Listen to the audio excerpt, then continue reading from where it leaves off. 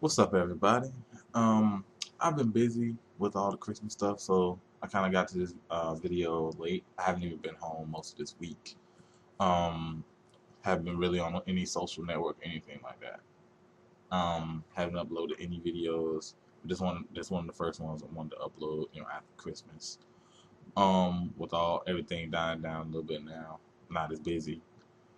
And of course, I want to talk about none other than the New Orleans Saints heading to Carolina. Um, the game was in Carolina's favor, 17. Carolina 17, New Orleans 13. The game got, in terms of weather, it got pretty ugly in the third quarter. But I'm gonna get into, a little bit of individual statistics. Um, Start with the quarterbacks. Um, Drew Brees was 30 of 45 for 239 yards. And this I'm subtracting the sack yards, so that's why it's a little bit less than what you would see if you go went and look at the box score. One touchdown, two picks. He was sacked 6 times. So they got a lot of pressure on him, and they forcing him and also into even more hurries than that. So the Carolina front definitely did a better job in comparison to how they did the original game, where Drew Brees was able to get all the time he wanted in the pocket, and when you give a guy like that kind of time, he's gonna pick you apart. A lot of his throws were short yardage. It wasn't really any deep stuff. Um, he was at a 5.3 average, so I say yeah, he had a pretty good game. The two picks, um, one by Thomas Davis, and the other by Luke Kuechly. Um, One was in the it was in the rain. It was just a terrible throw to Jimmy Graham. Yeah, those two picks definitely. You know, although you know, the Panthers they scored on that first pick. The second pick they didn't get any points, but they took you take away a possession from the Saints. Cam Newton didn't play relatively too well in this game. He was playing hurt. I'm not gonna make any excuses. He didn't play too well in this game. He was 13 of 22, 141 yards, one touchdown, one pick. The pick was tipped, but nonetheless it still get counted against him as a pick. He was sacked 4 times, 40 yards. So both teams' defenses were able to get pressure on each quarterback. So hats off to both defenses. That's why the game was so low scoring. The offenses had trouble moving the ball consistently, if either through the ground, on the ground, or through the air. Um, from the rushing standpoint, both teams ran the ball. I would say, they at least stayed committed to it, especially the Saints. And it's amazing. You'll be surprised. You'll come to the game. You'll think, of course, Carolina's going to run you more than the Saints. Not so. Um, Mark Ingram, 13 carries, 83 yards, 6.4 average, and a long of 34. Um, Robinson, 6 carries, 18 yards. And outside of that, nobody really rushed, um, the ball really that much outside. Those guys got the majority of the, 126 yards that the Saints did have in total rushing. So, they had different guys run the ball. That's usually how it goes with the Saints. You have a running back by committee, Mark Ingram, Pierre Thomas, whenever they get a chance for him to run. And of course, Darren Sproles are the three guys they use. So it's never just one guy. It's always, by committee. But it seems that Mark Ingram was the guy today. I mean, he was the guy Sunday who, got most of the carries. From Carolina side, Denzel Williams, 12 carries, 67 yards, one touchdown. He had a long of 43, and that was after the turnover. The play right after he broke that for a touchdown. Ted Ginn Jr. one carry. So Carolina didn't necessarily stay committed to the run as much as I thought they, as they have been for majority of the year. But if you look at time of possession, um, Carolina didn't get that many, they didn't get that long offensively on the field.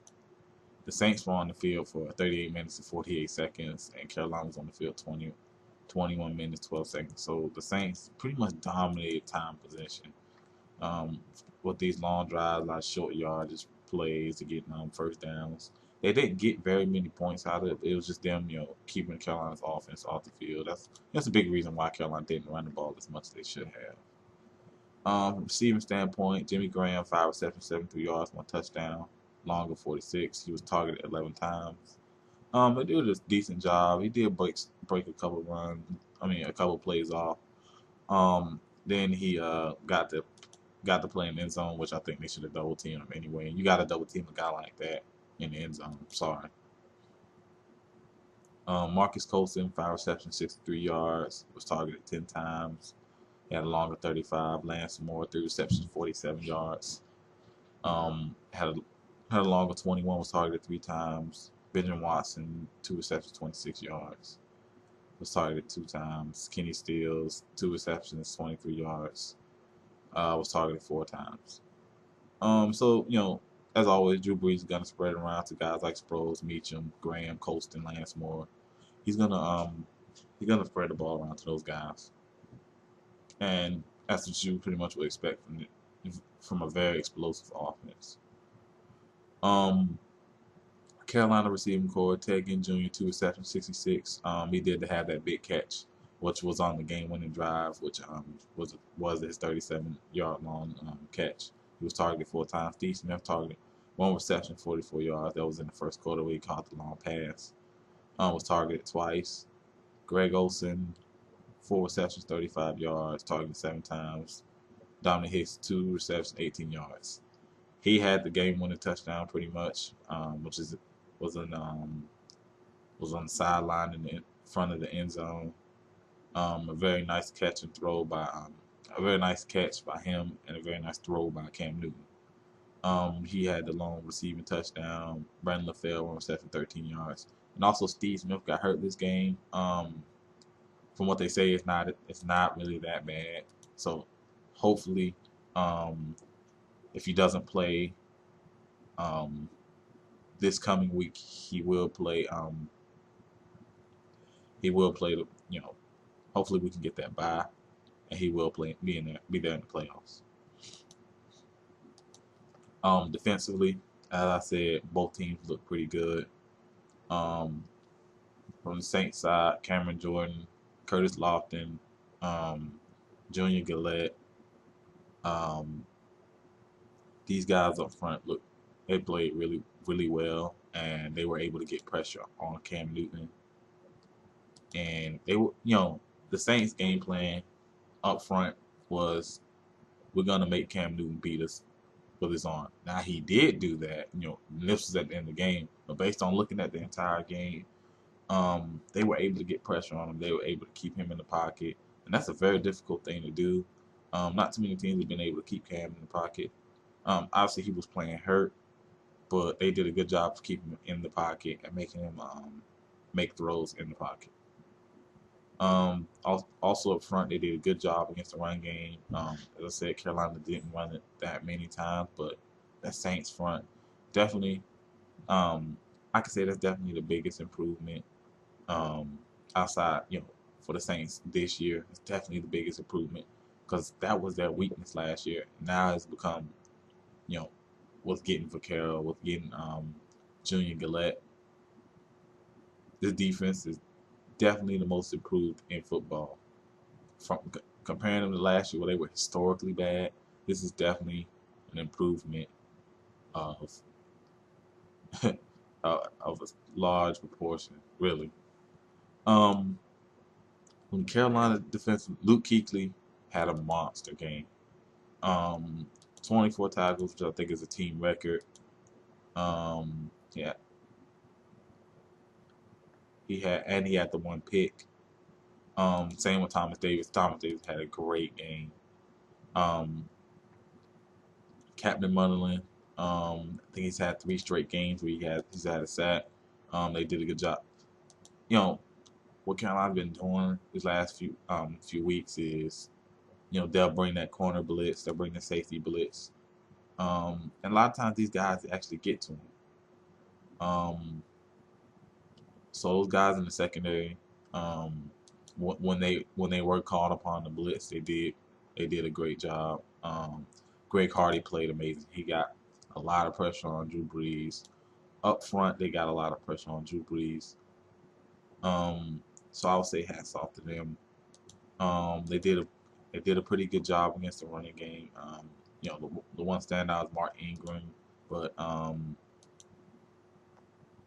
in terms of getting pressure on Drew Brees, I'd say they did definitely a better job than they did last time. With Greg Hardy being the one standout, the guy who was consistently getting pressure. Then you had on that second level Luke Kuechly and Thomas Davis, who were making those two guys were everywhere. They were always near the ball. If it wasn't one guy, it was the other. These guys they stayed near the ball. So I'll definitely give the three best defensive players on the Carolina defense that game: Luke Kuechly, Thomas Davis, and Greg Hardy. They played amazing. The the thing about the Saints pretty much dominated just about every category. Um, they had more first downs with 32 to Carolina 17. Third down efficiency they were 5 of 18, which isn't that great, but it's a lot better than 0 of 9. They ran 81 plays to Carolina's 44. That's almost double. Total yards 365 to 222. Passing 239 to 141, and also they had more rushing 126 to 81. So they beat Carolina just about every category. They had more penalties, and they had one more turnover, but they pretty much dominated for the most part this game offensively. Carolina didn't give up many points, and I think that's what the one thing you can look at. The Saints didn't score a touchdown until the fourth quarter. Everything else is field goals. So both teams' defenses played great. Didn't give up many points. It was an amazing game to watch. Carolina now holds. They pretty much control their own destiny. They're already in the playoffs, but with a win against Atlanta, they can lock up the NFC South and also a first round bye with them getting the number 2 seed. So we'll have to see. They do have Atlanta this week 17, and I believe the Saints if the Saints win and the Carolina loss, the Saints will regain the NFC South and that second round bye. Also, the Saints has a chance. Now, I don't think this is going to happen, but there's a chance they can miss the playoffs if they lose, which I seriously doubt. They have Tampa Bay at home. They're at home, so they'll beat Tampa Bay at home. If they lose and Arizona wins, the Saints don't make the playoffs. So definitely a must-win for the Saints. Definitely a must-win for Carolina. You always want that first round bye. But that pretty much does it. If you watch the game, let me know what you think about the game. Wasn't that exciting of a game outside of the final drive, but I like a good hard-fought win because I like a good defensive battle because I don't know. I guess I'm just an old school fan. I just like guys, a well-earned victory. And to me, a defensive battle is a well-earned victory. I know people like a lot of points, but I like that game. Let me know what you think about the game. Hit that thumbs up button. Subscribe. Thanks for watching.